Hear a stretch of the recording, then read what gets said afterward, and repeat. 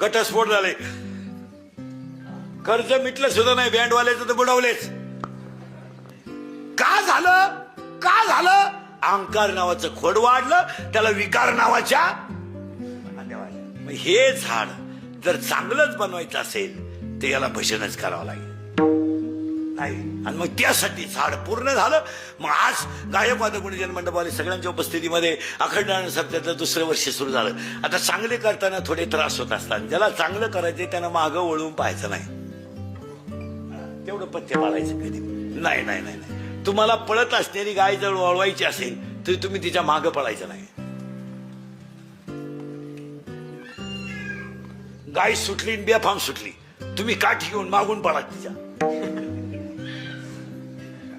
ती पुढे जाईल का माग जाईल? तुम्हाला गाय वळवायचीच असेल तर पुढे जा, गाई मागं वळल. तसं तुम्हाला समाजात चांगलंच काम करायचं असेल ना.